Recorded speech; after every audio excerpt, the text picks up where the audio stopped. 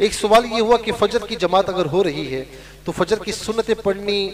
है या जमात में शामिल होकर बाद में सुन्नतें पढ़ लें, इसमें शरीयत मुतारा क्या फरमाती है। याद रखें कि फजर के अलावा जितनी भी सुन्नतें हैं, ज़ोहर, असर, मगरिब, इशा,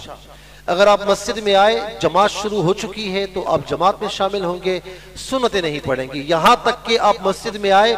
जमात में 1 या 2 मिनट है कि आप सुन्नतें नहीं पढ़ सकते, तो उस वक्त भी आप सुन्नतें नहीं पढ़ेंगे, बल्कि जमात में शामिल होने का इंतजार करेंगे कि 1-2 मिनट के बाद जमात में शामिल होना है, ठीक है। लेकिन फजर की जो सुन्नतें हैं, इसकी हुजूर नबी करीम अलैहिस्सलाम ने बड़ी ताकीद फरमाई है। फरमाया मेरे नबी अलैहिस्सलाम ने कि दुनिया व माफिहा से बेहतर है। यहां तक फरमाया कि दुश्मन के घोड़े भी तुम पर आ जाएं तो फजर की सुन्नतें ना छोड़ना। और आका अलैहिस्सलाम फजर की सुन्नतों की बड़ी ताकीद फरमाते थे,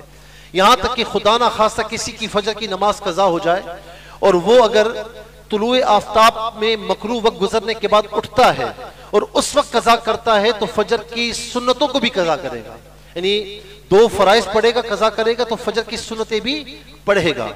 लेकिन अगर जवाल के बाद उठता है, जवाल के बाद अगर वो कजा करता है तो फिर वो फजर की कजा में सिर्फ फराइज अदा करेगा। तो इसीलिए हुक्म यह है, चूंकि ताकीद बहुत ज्यादा है, कोई शख्स मस्जिद में अगर आया और उसने देखा कि इमाम ने नमाज शुरू कर दी है, उससे पता है कि मैं सुन्नतें पढ़कर मैं इमाम के साथ शामिल हो जाऊंगा, अगरचे कायदे में शामिल हो जाऊंगा, तो उसे चाहिए कि फजर की सुन्नतें पढ़े, उसके बाद जमात में शामिल हो जाए। लेकिन अगर उसे ये मालूम है, ये यकीन है कि मैंने अगर फजर की सुन्नतें पढ़ी तो इमाम सलाम फेर देगा, मैं जमात में शामिल नहीं हो पाऊंगा, तो फिर छोड़ दे और जमात में शामिल हो जाए और फिर तुलुए आफ्ताब के बाद जो मकरू वक्त है वो गुजर जाए तो फिर फजर की सुन्नतें अदा कर ले। लेकिन ये सुन्नतें पढ़े कहां,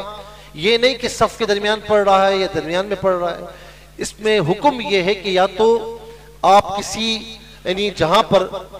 मस्जिद का सहन हो या दालान हो, तो वहां पर एक तरफ होकर फजर की सुन्नतें पढ़ें,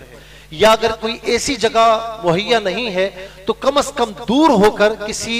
जो है वो पिलर की ओट में होकर पढ़ ले, ताकि नमाज पढ़ने वालों के दरमियान शामिल ना हो। जब अपनी सुन्नतें अदा कर ले तो फिर आकर इमाम के साथ शामिल हो जाए। अल्लाह रब्बुल आलमीन हम सबको अमल की तौफीक नसीब